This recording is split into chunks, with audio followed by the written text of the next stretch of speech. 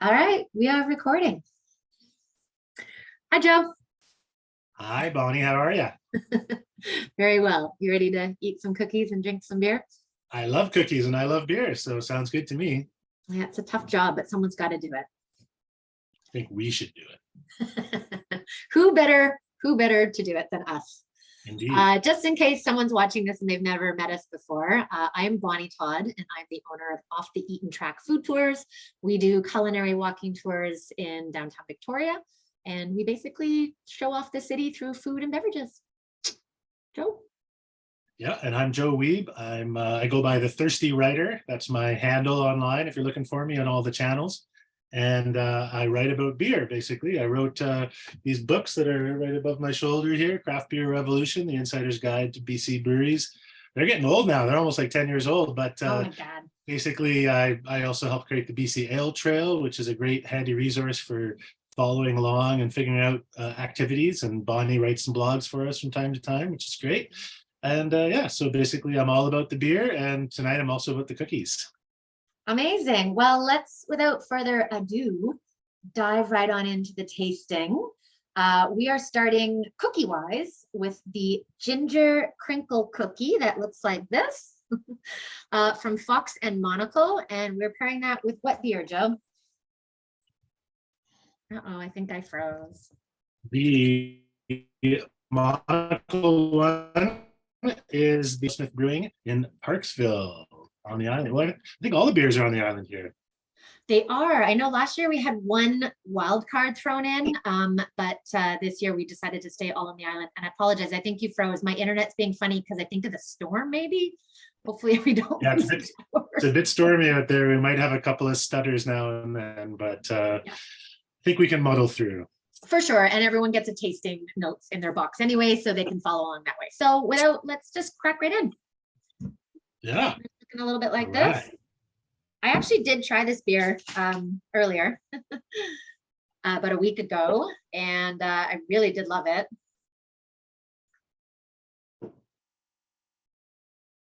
Yeah, it's a tasty one. Do you want me to talk about the beer first, or do you want to talk about the cookie first? Cheers. Let's talk about the beer first. Cheers. Yeah, cheers. Yeah, so this is from Mount Arrowsmith Brewing up in Parksville. They've been around for several years. They actually were BC's Brewery of the Year back in 2018, I think it was.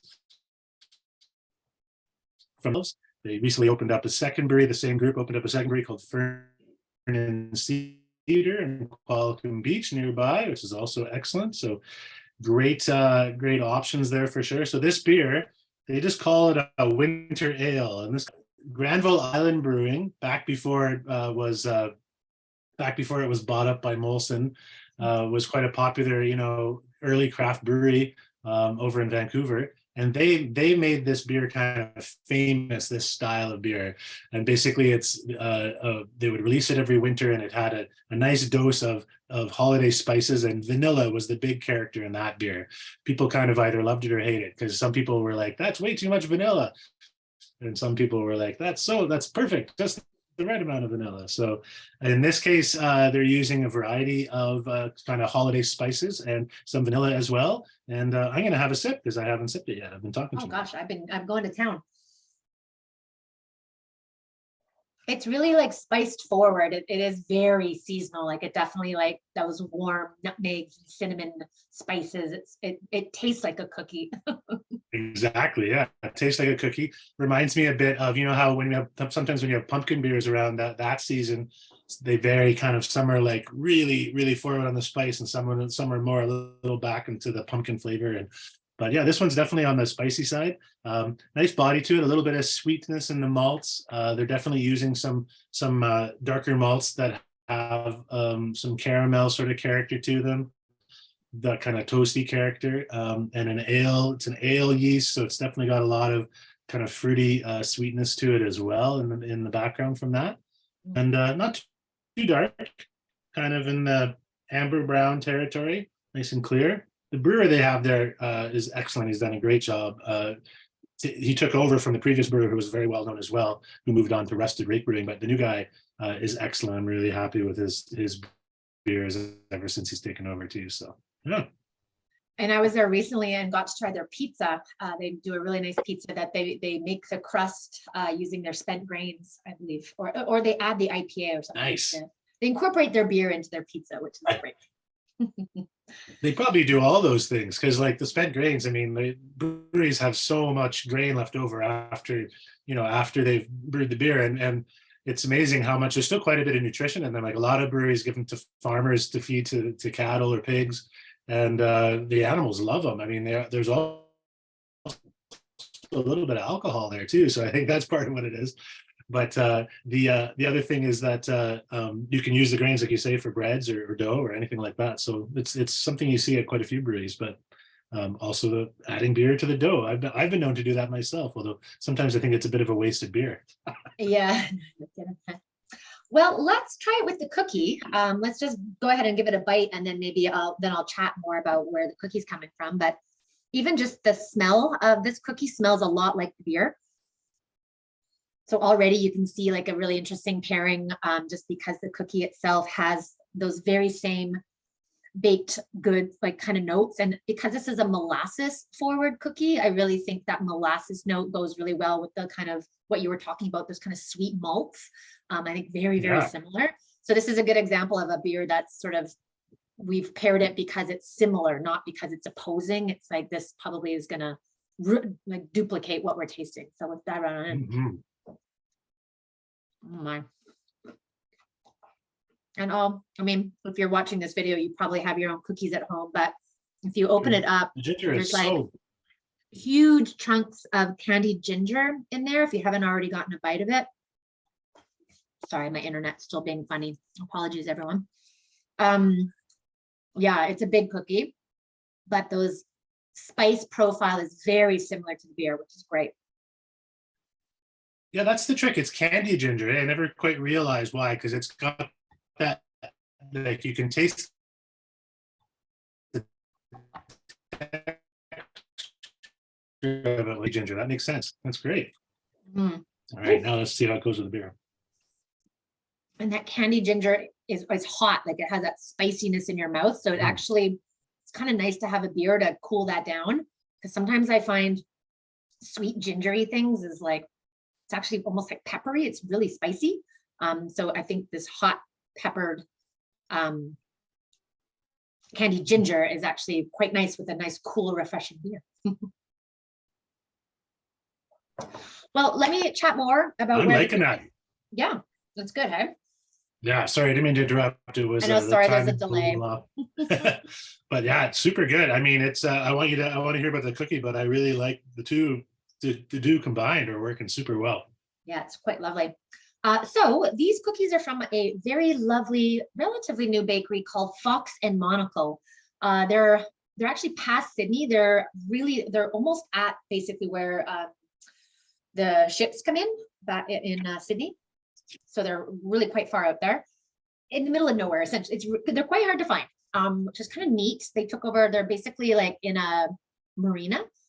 And I actually met Tracy. I didn't meet her husband, Ross, who's also one of the owners, but I met Tracy at a farmer's market, and she was selling her cookies at a very small market.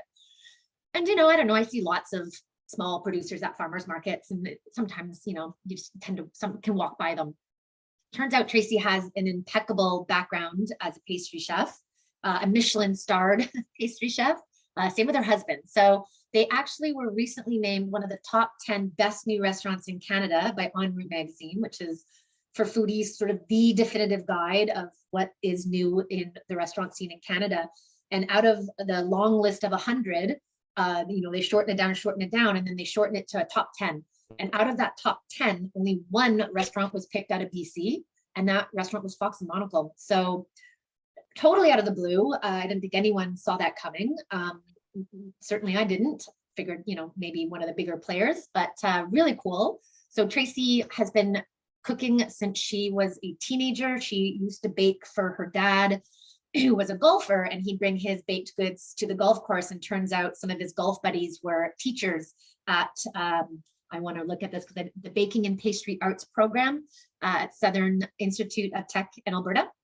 So literally out of high school, she went to this school and became a Red Seal pastry chef.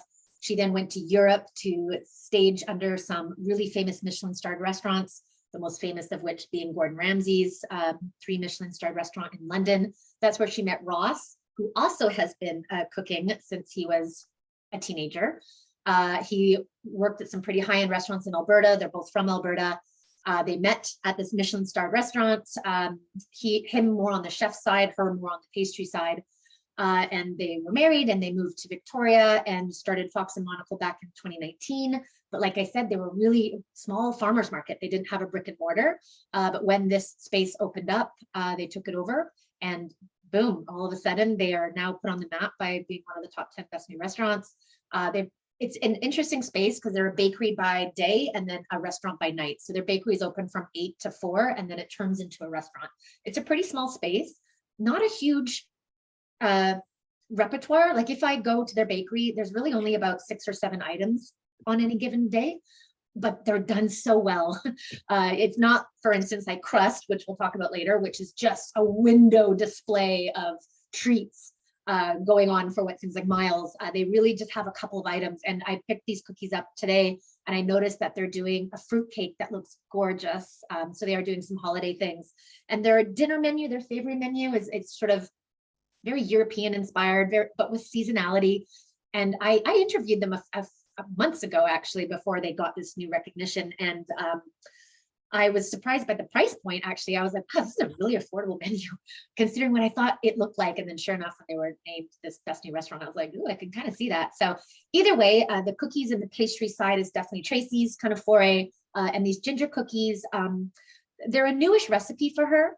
She said that she stumbled onto this recipe about a year ago, and she previous years never put the candied ginger in, but she said that she really likes that addition. So they do have them at the bakery. You can just go and buy them from the bakery, but they'll only keep them for a few months. They're a seasonal cookie for sure. And they're up in North San, it's like up by, I'm not sure where they are actually, but it's up on the top of the peninsula somewhere, right? Yeah, and there is a very famous pub that's out there. It's like an old stone cottage. So it's literally as if you were going to drive onto the ferry dock, but you veer a little bit to the right and right down there, something cove. I'll look it up while we're talking. But it's just this tucked away, little hidden, very North San. It's like it's literally at the ferry terminal. Right. Shorts Bay, that's the word I was thinking of.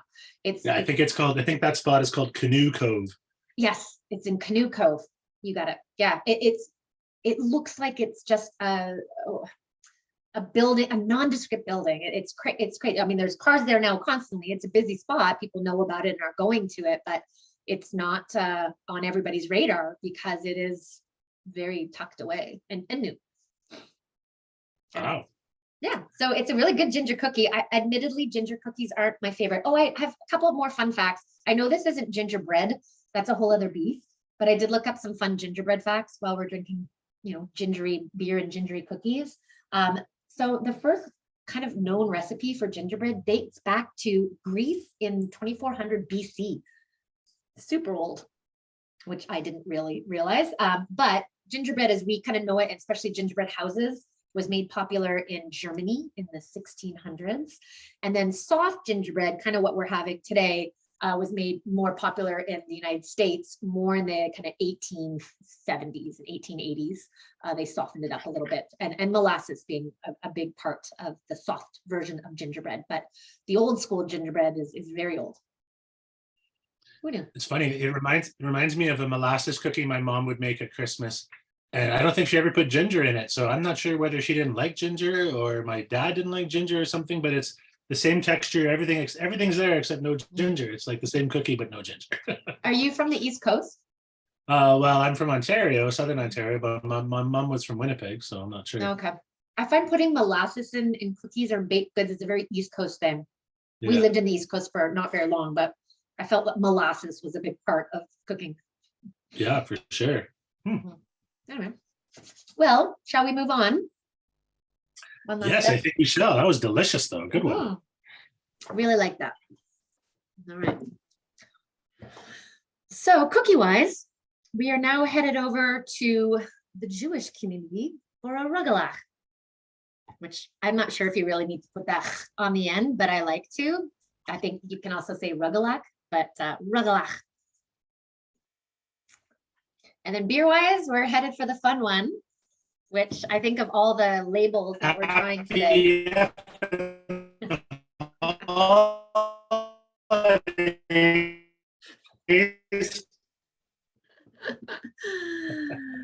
Oh boy.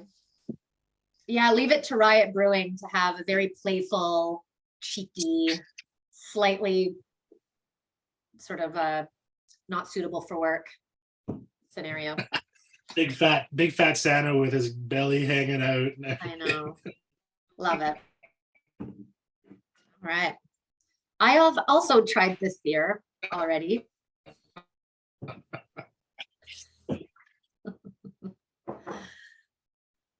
So color-wise, a little bit darker.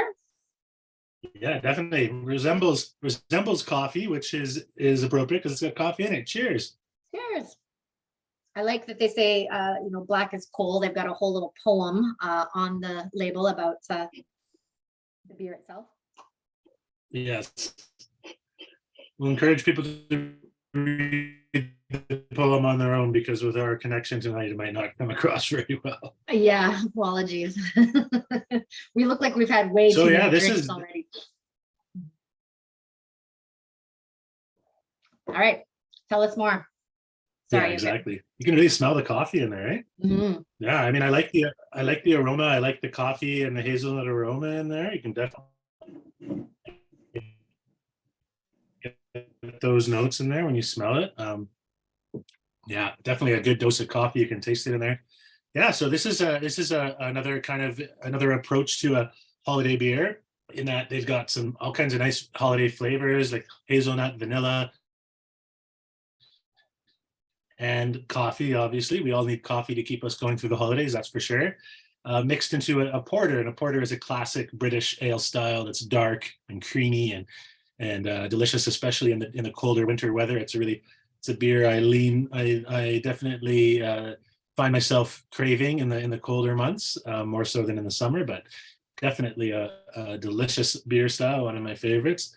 And Riot Brewing is in Chemainus. They've been around for several years. There's a couple. Well, it's funny. I always think you think of them as a couple, but they're not. They're basically best friends, Ali and Ralph. Yeah. But they're not officially a couple. They were just really good friends in the Vancouver beer scene. Ali actually was a brewer who worked at several breweries over the time in Vancouver, and then they decided they wanted to open their own brewery, and they thought they should do it here on the island, and landed in Chemainus. And the rest is history. They've got a beautiful facility. If you haven't been to Riot Brewing in Chemainus, it's a great spot. Beautiful building, great tasting room, wonderful patio, and big local following. And they do distribute their beers up and down the island. A lot of their branding is designed kind of around skater culture. They actually, I can't remember the name of the guy, but they got a very prominent skateboard artist to actually design some of their first labels when they started out. And so a lot of their artwork is really quite eye-catching and really interesting. And yeah, they definitely have an irreverent style, as you can tell from this one, Happy Effing Holidays. And that's kind of their approach to life. Life's a riot, right? So why not enjoy it? And yeah, I think this is a really cool beer. It's got lots of different flavors going on, but it's really quite, they all kind of work well together. You know, the hazelnut vanilla coffee business going on in there. It's kind of like having one of those special drinks from a coffee shop. And I think it should go well with this cookie. Yeah, and I do believe, and I didn't do it today, but it is suggested that you drink this beer not very cold, that it should warm up a little bit.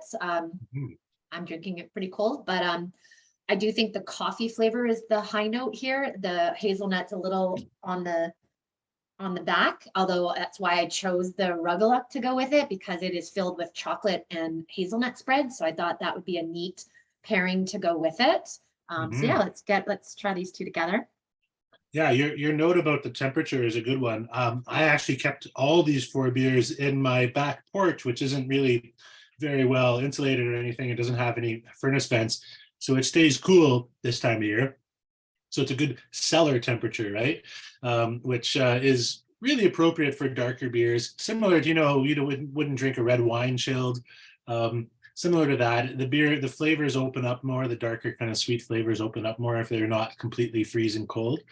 So, I mean, there's nothing wrong with drinking them cold if that's your preference, but I find if you just let them warm up a tiny bit from the fridge, more to, so they're still cool, still on the cold side, but not freezing cold, it'll definitely help. And that's the case with pretty much all of the beers we're having tonight would be appropriate for sure. Definitely. It's not smoking hot outside by any means. No Mhm. need to have ice cold beer to cool you down. I really like this together. The cookie is a unique cookie, and I'll get into it in a minute, but it has that really thick dough. It's almost like bready. It is a yeasted dough. And that homemade chocolate hazelnut spread, I think really brings out a little bit of the chocolatey notes, although there's not necessarily chocolate in this beer, but it has that kind of chocolatey almost feel to it. And yeah, the hazelnut and hazelnut together actually kind of gets a little bit exemplified or sort of magnified, I should say, when they're together. But it's, it's an interesting textured cookie, which I think goes well with this creamy, a bit thicker style of beer as well. Yeah, I was just going to comment on that. Like, it's a different kind of texture than the other one we had. That one was very chewy. This one's more, I mean, it's chewy in a different way. It's more like pastry, right? And Yeah. and I think that goes well with the body of the beer, the sweetness and the body of the beer for sure. Yeah. Yeah. Well, we actually did this cookie last year. I really like including it because it is something that not everyone's tried. It's very easy to take a pretty stereotypical holiday cookie, and we certainly have, I would argue the next one is a pretty common thing to have, but rugelach, unless maybe you are Jewish or have some Jewish friends, you might not have tried this cookie before. You don't see it everywhere, but I get it from the bakery, which is of course Vancouver Island's only kosher bakery here in Victoria. Marcus is the owner, although he just announced last week that he's selling the business. Oh, wow. It's sold, I should say. The business is sold. So his friend Moshe and his wife Louis are taking over. Marcus is moving to the East Coast. So sad to see him go. I've worked with Marcus many times and I love his style of baking. If you've never been to the bakery in Victoria, it's located inside the Victoria Public Market or the Hudson building. But he actually started off, hence the name The Bakery, as a mobile bike delivery business. And so he started in 2017. The city of Victoria actually launched a pilot project to encourage businesses to open that were a mobile bike business, sort of keeping with an environmental slant. And so Marcus jumped on that. He has a theater degree, but his family owned a bakery in Campbell River. And his family has German, Polish, Jewish roots.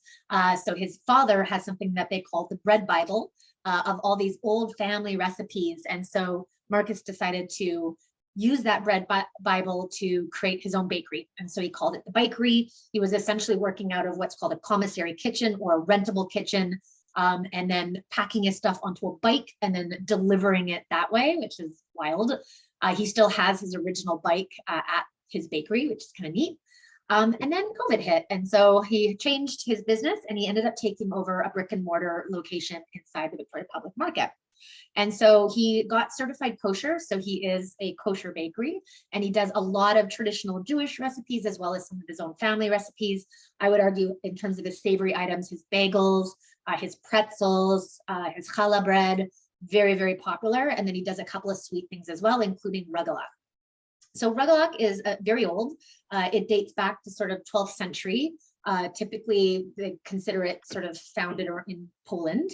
A lot of people think it looks like a croissant, and certainly it has a very unique shape. And in fact, the word rugelach in Yiddish means little twists, which, kind of makes sense. And so a lot of people think, oh, the croissant must have been invented around that time, but actually the croissant doesn't come into play until the 1800s. So this predates the croissant. And it would have been a yeasted dough, or it can also be made with sour cream or cream cheese. Like it's definitely a heavier dough, but because the bakery is certified kosher, they do not put any dairy in their products. So this is a non-dairy version of it. So even the hazelnut and chocolate spread is dairy-free. So that's kind of interesting. Sometimes they're filled with like marzipan and dried fruits and nuts and things like that. This one, obviously, just the chocolate hazelnut, which is very common. I've also read about people stuffing them savory, so with like cream cheese and salmon, which actually could be delicious as well. Yeah. So yeah, I really like the bakery. I'm glad someone's taking it over.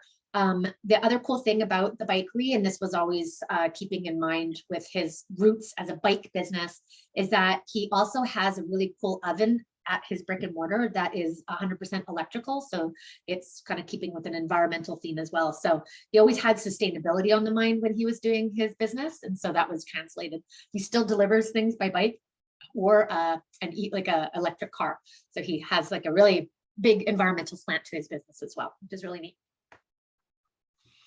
Cool. I like one of the things I was thinking about this cookie is that it's not like the dough is not really sweet, right? It's the filling that's sweet. When you were talking about having a savory filling, it made me think about that. And it's the kind of thing that, you know, you would probably have with coffee, and maybe coffee with some cream and sugar in it kind of thing, like it would be a good balance. So that's another reason why I think this connection with this beer works so well, is it's not a super sweet dessert, but the richness and the roasty quality of the coffee really kind of merges well with that then, right? So yeah, absolutely. We're going to get into something sweet, but I think this is not an overly sweet. It's actually quite subtle in terms of its flavor, but it's big in terms of its texture. So yeah, I think the sweetness of the vanilla in the beer is bringing the sweetness to the table, but everything else is sort of hanging out. Yeah. Nice. All right. It feels funny just hanging out with you drinking so much beer. I'm not mad at it, but let's keep going. Sure. Sounds good. Okay. Well, cookie-wise, we're headed into something a little more traditional holidays, which is shortbread. And beer-wise, this is a beer I've actually never tried. I haven't tried this one at all yet. So this is me coming in blind into this pairing, which I'm very I hope it works. Well, I'm pretty confident. As soon as I tasted this beer, I was like, yeah, that's going to work. So this beer, I just say when I tasted this beer, I was like, this makes me think of Christmas right off the bat. So perfect. There's lots of reasons, lots of cool things going on in this beer, and it really works well. Well, yeah. I'm excited to hear about it because shortbread to me is Christmas, because it's the only time of year where I consume vast quantities of it.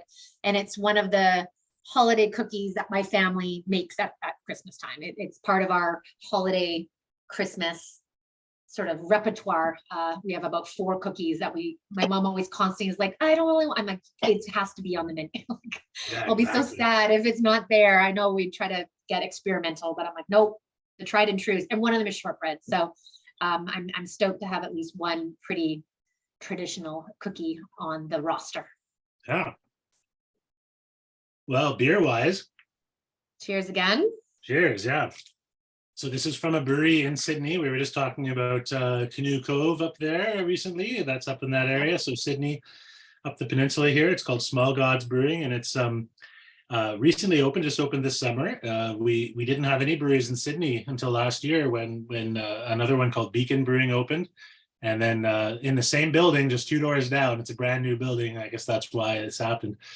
Small Gods opened their doors as well. So Small Gods is focused on really, they have a kind of a high-end focus. They're really trying to make complex and very well-made beers. They've got food. They've got a kitchen there as well. They make really nice deli sandwiches and pretzels, and they got a nice assortment of beers and a beautiful tasting room, nice patio. So it's quite a nice space.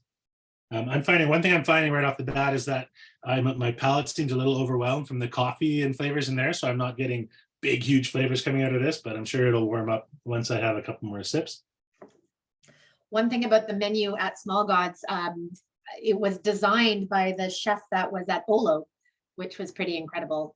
He obviously has a pretty big name behind him, Olo being a extremely popular, which unfortunately closed, but farm to table restaurant in downtown Victoria.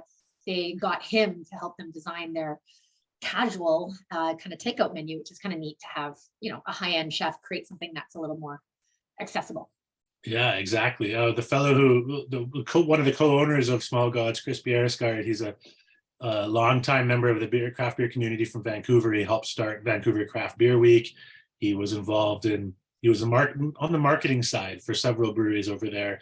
Really had a great reputation and lots of connections. So I'm sure he's pulling out all of his connections now as he's opening his own spot. So All right, so this beer, what jumped out at me when I first tasted it, it's described as an orange cherry double or double. Double is kind of the Flemish Dutch way, I guess, of saying that. So you get away with either way. A lot of people just call it a double or a double, depending on what you prefer. But you know, obviously the orange quality was something I was excited about, given the kind of the Christmas oranges and Terry's oranges, and even just, you know, I got to say, when I tasted this beer the first time, I thought of a Christmas tree. It made me think of the citrusy qualities you get from a nice Christmas tree. You know, when you smell the tree in your living room there, and that's what jumped out at me. And even though, you know, we often talk about pine qualities in hops, but that's an IPA sort of thing. It's not so much the pine thing that I'm getting from this. It's more just that kind of citrusy quality in there. And then there's also the sweetness of the cherry, which matches up well with lots of different Christmas um, Christmas treats, obviously. And then, you know, this being an orange and brandy shortbread should match up well. So a little bit more information about what is a double or a double. And this is a Belgian style beer, and it's actually one of the beers that traditionally has been made by the Trappist monasteries in Belgium. There's several Trappist monasteries. I think there's 6 or 7 in Belgium, and there's a couple in Holland and a couple in other parts of the world as well. But it's a very, very much focused in that part of the world, Belgium and Netherlands, basically. And there's the tradition of among Trappist monasteries of brewing beer to serve to visitors, but also for the monks themselves to drink. And they would make a variety of beers. They would make some low alcohol versions that they would drink when they're during Lent, when they were fasting. But it was just considered a you know, their kind of version of religion. They just felt this beer was an important part of what you know, their part of their work for God was all about. So that's fine by me. And in the case of this, they would have a double, a triple. Those were the kind of the 2 main ones. And we're actually going to taste what's called a quadruple, but I'll talk more about that when we get to that in the next beer. But the double and the triple, basically, that's referring to the kind of the quantity of the malts that are going into the beer. It's kind of there's a whole system of measurement that the Belgian beer culture uses that's a little different from everybody else. So it doesn't mean it's twice as strong or 3 times as strong in terms of alcohol. It just means it's kind of 2 times as much or 3 times as much as you would from a typical beer in terms of the malts going into the beer in the recipe. But a double traditionally is this kind of color, sort of a dark red leaning towards brown kind of color. It's got Belgian sort of yeast, what we call a Abbey style yeast or a Trappist style yeast, and that means that there's a lot of sweetness and a lot of kind of fruitiness that comes into the beer from the yeast itself. Belgian beer culture is really focused on the yeasts that are used in the beers. They really drive a lot of flavors in the beers, much more prominently than in a lot of other, you know, like if you have a German lager, you're not tasting flavor that comes from the yeast very much. It's from the other ingredients mainly. The yeast is there in the background. But in Belgian beer culture, the yeast is a big part of it. So the yeast is creating a lot of these kind of sweet, round flavors. It's a mellow beer. It's got a lot of kind of, you know, it's almost like having a bit of sherry, sort of sherry, sort of brandy, that kind of thing. And with the orange and cherry qualities, hopefully it pairs well with this cookie. So I really like it. I do love Belgian style beers, so I'm not shocked that I like it. And I thought Small Gods was a fabulous brewery, so not shocked there either. But yeah, the orange isn't as big as I thought it might be, but it's lovely. And the more you see the citrus, I can kind of see almost like a citrus cognac-y kind of note to it there, which I do like. But moving on to the cookie, I actually do think this cookie has a big orange note to it. So maybe having this cookie will bring out a little bit of the more orange in the beer. I'm totally getting that, because I sipped the beer a couple times without the cookie, and now what's about the cookie? It's like really emphasizing those characters in the beer. So you mentioned the chocolate orange Terry's. I actually think this cookie has that very orange flavor to it. They're using an extract in order to create that, and with a little splash of brandy to give it just that hint of brandiness. I absolutely think it has that in it. So I having the two together, I think very much brings out a bit more of the orange in the beer, which is lovely. Yeah. I swear I get some cherry flavors when I have the cookie too. So there you go. It's interesting how these pairings work. Like wine, I truly think beer tastes different if you have it with food. You can have a sip of wine and then have a sip of wine with cheese, and it absolutely alters how your mouth perceives it. And I think this is a good example of that, where the notes really start. I mean, we're obviously thinking about it, but the notes really do come out. Also, mouthfeel. Obviously, shortbread is a heavy, thick cookie with obviously a lot of butter, which we'll get into. So I actually think this beer, even though it's 7.2% of the previous two that we've had, this one is actually kind of the most lightest so far in terms of like texture wise. Certainly alcohol, maybe not, but so I think actually it's quite nice with this cookie, which is a pretty dense, heavy cookie. This is actually kind of a light beer. Yeah, it's a good point, actually. It's deceptively light. It's one of those beers you could drink very quickly and easily and might not realize how much alcohol you're consuming. So at 7.2% for sure. Okay, well, let's talk more about the cookie itself. So again, we did use this one last year as well because love this company. This is Martha's Delectables, owned by Martha and her husband, Jeff. Both are trained chefs in their careers, but did other things for most of their lives until fairly recently and later in life. Martha, for instance, worked for government, and she basically was making shortbread, which is a recipe that she inherited from her mother-in-law. So Jeff's mom, who's Scottish, brought this recipe to them, and they were making it. Same thing like my family, at Christmas time and when cookies were being made. And she would make these cookies for friends and bring them into the office. And then finally people were like, I really love the shortbread that you're making. Can I buy it from you? So then she started kind of selling it to a few friends, and then, things led to another. And then she decided, you know what, maybe I'm going to go into business making shortbreads. And so kind of like Fox and Monocle, and which is, I think, is a really interesting route to take. And I actually see more and more of it in our small city here in Victoria, is that they start as a commissary and just selling at markets. So not diving into a brick and mortar right out the gate, just doing rentable kitchens and then selling their product at farmers markets or holiday markets, and then building a fan base that way. And then when you get enough sort of a following, opening up a brick and mortar. So it's kind of an interesting way to go. And so they were working out of a commissary kitchen in the Victoria Public Market, so the same place where the bakery is located, and selling at markets. And then fairly recently, and I believe the last year, they took over a brick and mortar space in Fairfield. So right at Fairfield and Moss. So very close to the Moss Street Market. So if you're ever in the summertime poking around at Moss Street Market, head on across the street and you'll find them there.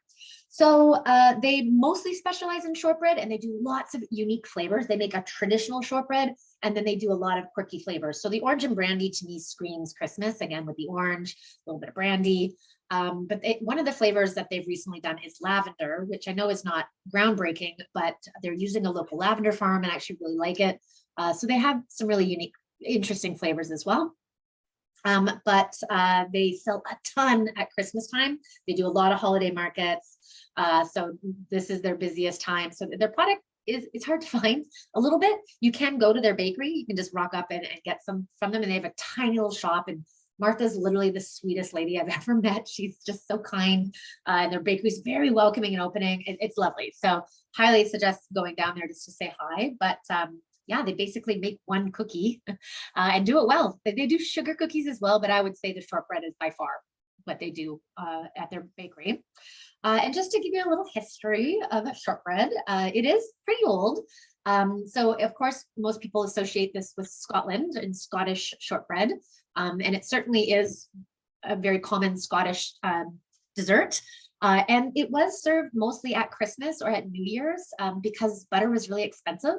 And so it was only done at very special occasions. And one was kind of New Year's and one was maybe a wedding or a very special celebration. It predates all of that, though. It used to be called biscuit bread.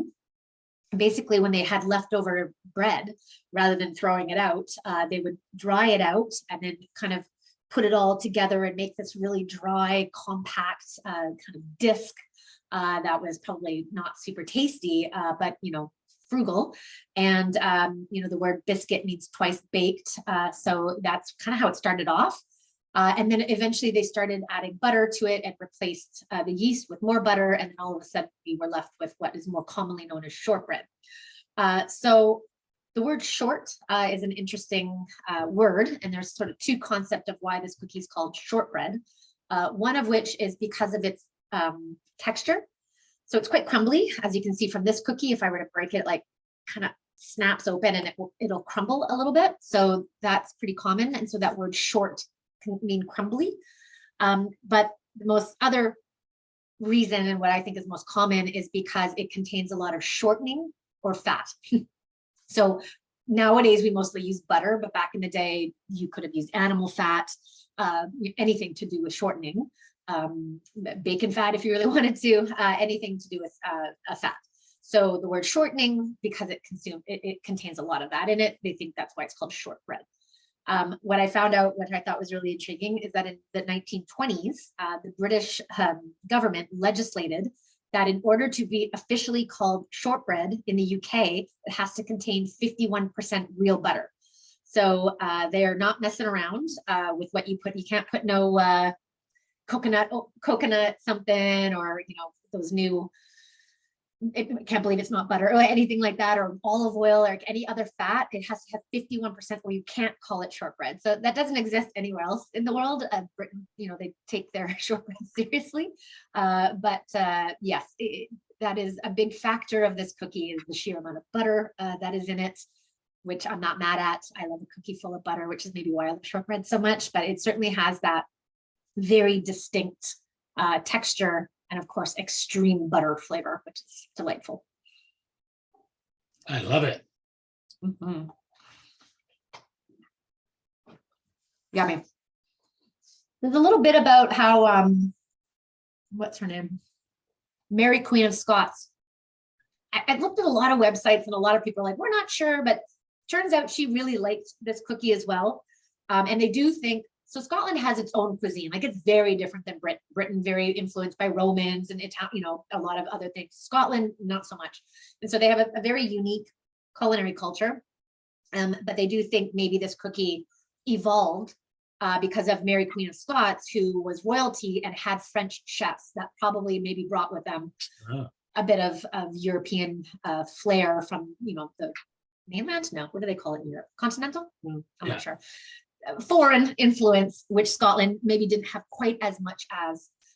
So it's Mary Queen of Scots comes into play with this cookie, but her role isn't super clear. There's a couple names for it as well. There's a lot of debate over why it's called certain things, but needless to say, it's an older cookie, beloved in Scotland, typically served over New Year's and Christmas time. So love it. I love it too. Mm. That makes sense though, with the French chefs, the French bakers maybe contributing to it. That's maybe where all that extra butter came from, right? Because the frugal Scots might not have wanted to waste all that butter at a cookie, but and the French and their love of butter certainly is not undocumented. So it makes sense that maybe they were like, hey, this very hard old bread cake could use a little butter to lighten it up. Exactly. Some sugar too, maybe. yeah, which again was very expensive. And that's not to veer off too much, but the macarons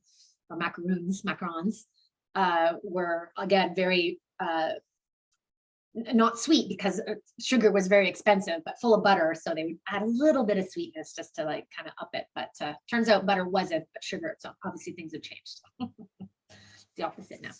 That's funny, yeah. Well, we've got one last one. The big kahuna. I'm excited about this one. Nice. This brownie looks amazing. Yes, and I'm excited to talk about it because this brownie can only be found in this box. Bum, bum, bum. And of course, the last beer. Yeah, so folks, be careful with this beer. This is a big beer. Yeah. If you didn't already notice, it's 11.5%. We did debate about including it, but in the end, we decided to because it's really good. And it's a really interesting pairing. So Yeah, so just be careful, share the beer, take your time with it. It's a big one. It might not taste quite as big as it is, but yeah, cheers. Cheers, salud. I just love smelling this beer. Oh, yeah. Oh my goodness. Like plums and raisins and Like a fruit cake, essentially. yeah, A very exactly. Yeah. rich, yeah, plum forward raisins, a little bit of marzipan. Mm. Yeah, that's delicious. Very Yeah, nice. So shall I talk a bit about this one? dive in. Sounds good. So this is from Driftwood Brewery here in Victoria, a very well-known brewery here in town. It's been around since 2008 and very famous for their a certain IPA they make called Fat Tug. It's kind of probably the most popular, one of the most popular beers in BC, if not the most popular. The good old Fat Tug IPA. They've been making lots of Belgian style beers since their opening. In fact, when they opened originally, they had 2 Belgian styles out of 3, where their 3 opening styles. They had a saison and a wit, along with a pale ale that was essentially an alt beer. So anyway, they basically have always had a Belgian focus, but this is the first actual what we call a quadruple or a quad, as lots of people like to refer to it in beer circles, that they've made before. And the fact that they put it in a can is really, really exciting to me too, because these sort of beers often appear in big giant bottles, big like champagne bottles quite often, 750 ml or something. And I always thought this is backwards. This should be in the small bottle because this is a really strong, alcoholically speaking, a very strong beer. It's very easy to drink, obviously. It's very easy to sip, but it's too strong to be in a big bottle, and then therefore you open it up and you got to drink the whole thing. So I was really excited when I saw that they put it in a can, albeit a tall can. I wouldn't mind if it was a small can or even a small bottle, but we'll take our victories where we can. Mhm. So I mentioned earlier that we had the double or the double and the triple or triple in the sort of the Trappist beer tradition in Belgium. We also have this quadruple, and this is more of a recent addition to that that spectrum of beers. It was largely created, I believe, in the 80s, if not even later, maybe the 90s, by some of the Trappist breweries, and they saw it as an opportunity to kind of capitalize on their popularity at the time and to develop a new style that fit with that whole tradition of the double and the triple. And so basically it's even bigger than those beers. So whereas a double or double will be somewhere in the 7-8% range and a triple will be in the 9% range, this quadruple gets obviously over the 10% mark. This one's 11.5. Usually it's somewhere in that between 10 and 12 range. And probably about 10 or 15 years ago, there was one of those polls or whatever that went out around, and they said the results were that the best beer in the world was decided to be this one called Westy 12 or Westvleteren 12, and this is from a Trappist monastery in Belgium called the Saint Sixtus Monastery, and they have a series of beers named after the nearby town, Westvleteren. And the 12 degree is basically what they're referring to, because they would have these different number sequences related to the beers. And that's basically the quadruple. And that's where a lot of Western beer drinkers, a lot of North American beer drinkers were introduced to this style. If you could get your hands on this so-called best beer in the world, which was very hard to do because they didn't distribute it very far from the monastery. But it became quite well known and quite popular as a result. And then the beer style has been emulated ever since. So it's a very, high alcohol for beer in the 12% range.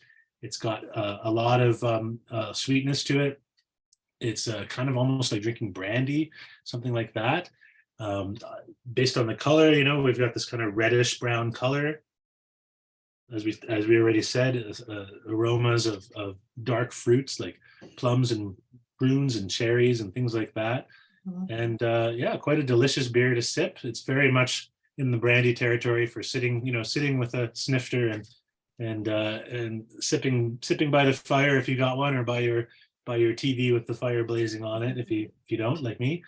and taking your time with it for sure. Yeah, it's incredible. A sharing beer for sure. I am also jazzed they put it in a can at least, because yeah, this would be a tough one to crack knowing what your night's gonna look like. But yeah, what a beautiful flavor. What very unique. I don't think I've ever had a beer quite this punchy. Yeah, you can definitely taste the alcohol in there. Like it's got that quality to it. Yep.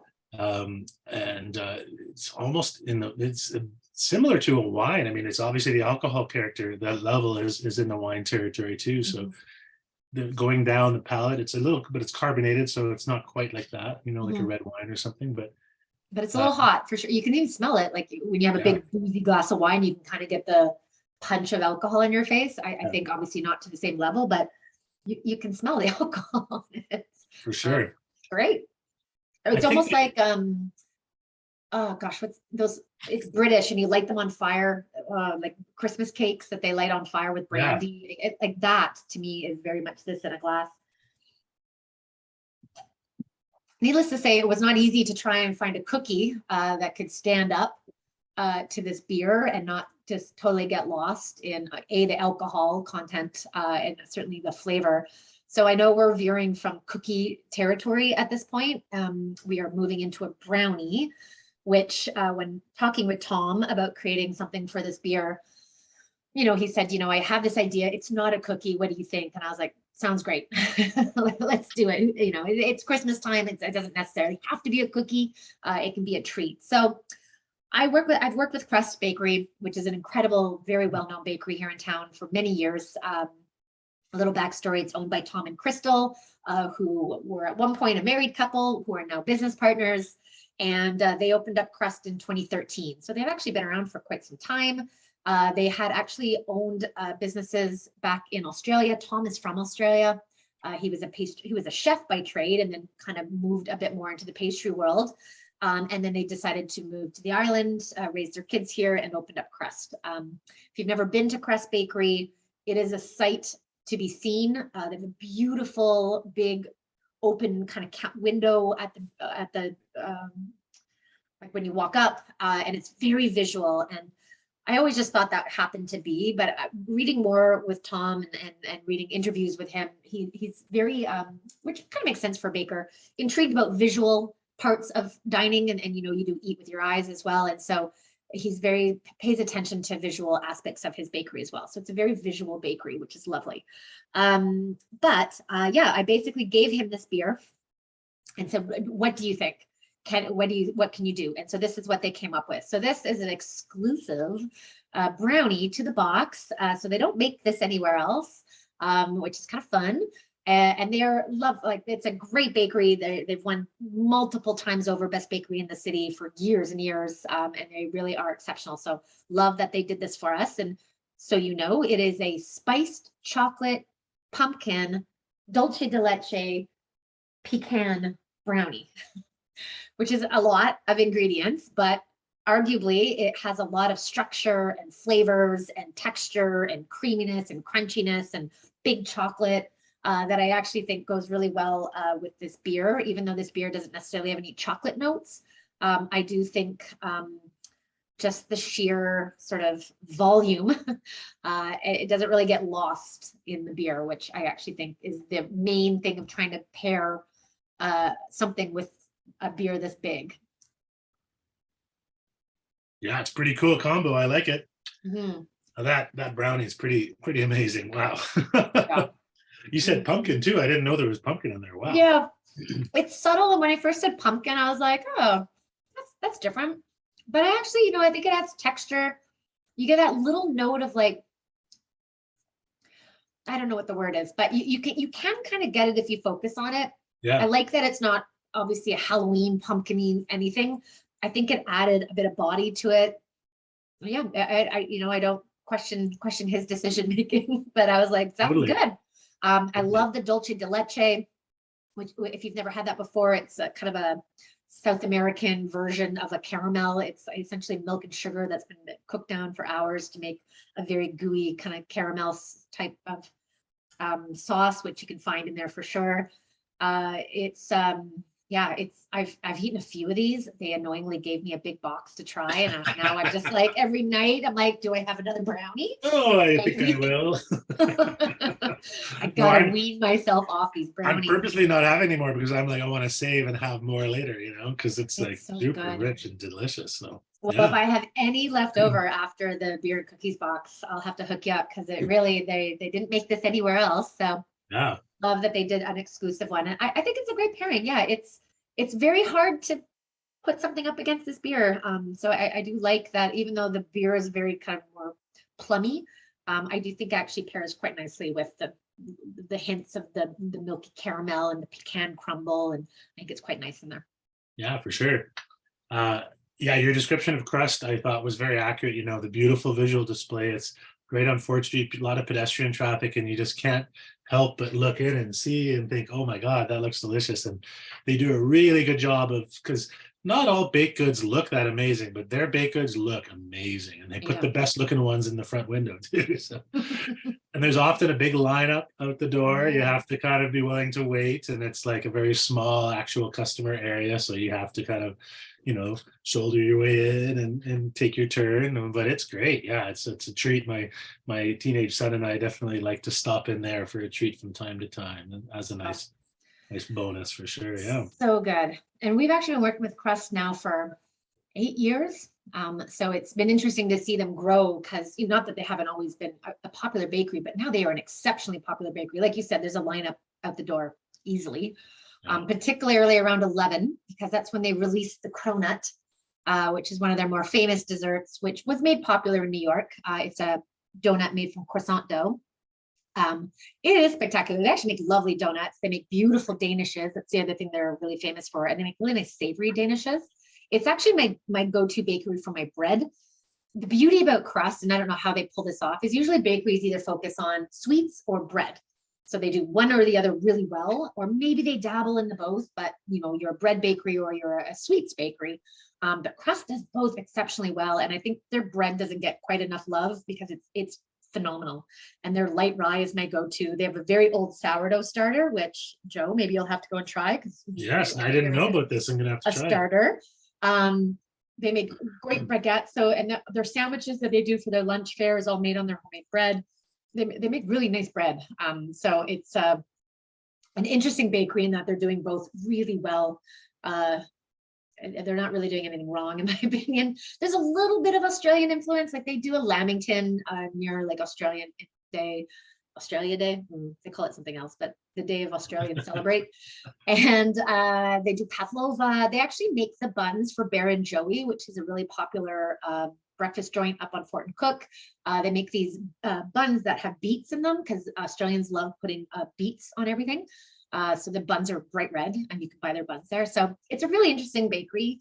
And I love that I've been using them for years and know them quite well. And yes, when I used to live near them, I had to basically talk myself out of going there all the time because every day I'd be like, oh, I could just stop at Crust. Yeah. Yeah. Now that I've moved away, now it's like I get to go to Crust. So yeah, I have a box full of brownies to get through, which I'm not mad at, but it's lovely. And yeah, I think it's a really nice thing for them to have done. Yeah. Fantastic. What a good mix we've had tonight. Yeah, that's basically it. What a fun way to get in the festive spirit, drinking some fun beers. Last year I think we threw a sour and something kind of quirky, and I kind of like that we kept it all kind of, I don't know, it gets stronger as you go, but it certainly has a little bit of that real orangey, spiced. We kept it a little more festive this year, I think. Yeah. So Bonnie, what was your favorite pairing? Ooh, great question. I think it was the Rugelach and the Happy Effin' Holidays. Yeah, that was really good. I agree. I really liked it. Yours? I think I like the first one the best. I mean, they're all really good, but something about the way those two things merged really worked for me. Yeah, that was going to be my second choice. I debated between the two. Not that the second two aren't, but yeah, that ginger on ginger and bakes was really nice. I think my favorite dessert was the last one. The brownie is phenomenal. I know. Super rich though. I'm definitely going to take my time with it. I'm going to save it. I don't have a whole box. Thank you. So, and then in terms of beer, what's your favorite of the 4 beers tonight? My favorite of the 4 beers, probably the Small Gods. Mhm. I really like that kind of quirky, I don't know, that orange cherryness, that fruity forward. I don't know, I can't, there's no Belgian beer that I've said no to. I really like Yeah. that one. Yeah. Yeah, that one was really good. I agree. I'm gonna pick the last one just because it's so crazy. Yeah, this is a And so, doozy. unusual and richly layered. When you're talking about the brownie being all these layers of flavors, I was thinking, that's a good way to describe this beer too, because you can pick out all these different components in there, and you got the alcohol, you've got the different kind of dark fruit flavors. And at one Mm. point when I was tasting it, while you were talking, I'm like, oh, now I'm getting some sort of apple thing going on. Mm. It's just got a lot of complexity in it. So yeah. I also read on the website that you can cellar this. Can you cellar canned beers? Is that a Sure. thing? In fact, to be honest, that's probably the best beer, the best packaging for selling. But cellaring, we're just still getting used to this concept that cans are really good, because there's no light and no oxygen, like hardly any oxygen. I mean, bottles, usually the oxygenation is pretty similar to cans. I think canning is basically the best for all of that. But light is a big problem with anything, and even a brown bottle. You get a little bit of light in there, and that just leads to the degradation of the flavors, oxygenation, and things like that. So it's just, the darker the better. So if you have a can with, if it comes out in a can, that's probably the best. Yeah, cool. All right. Well, I might have to stash one away, and maybe we'll bust it out on next year's beer and cookies box, and we'll see Yeah. what 1 year from now looks like. Totally. Cool. Well, thanks for joining, Joe. This has been fun, just the 2 of us. Yeah, it was a lot of fun. I'm gonna go now lie into a coma after I finish all these cookies and beer. Yeah, I'm gonna share not the beer, but share the cookies with my family. I may or Maybe may the beer with my wife if she's up for it. She's unfortunately been down with a cold, so we'll see. But yeah, well, Merry Christmas to Merry you, Christmas. Bonnie, and to everybody else who's watching, and hope you find some good treats. Oh, I was gonna say, check out the bcaletrail.ca. There's a blog I put on there this week about holiday beer options, and I've got more than 100 beers on there. Don't worry, I didn't taste them all, but there's lots of great options from all over BC, so you can get some suggestions there for beers to try or to give away as presents. And yeah, happy Amazing. holidays.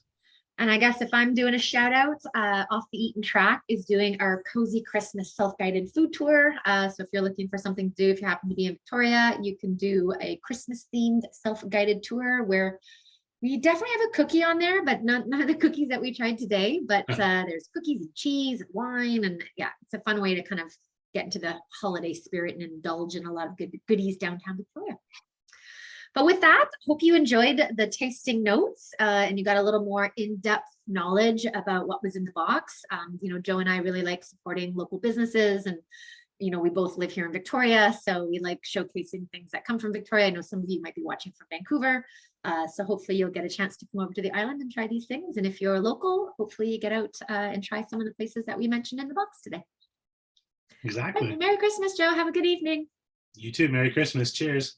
Okay, bye. Bye.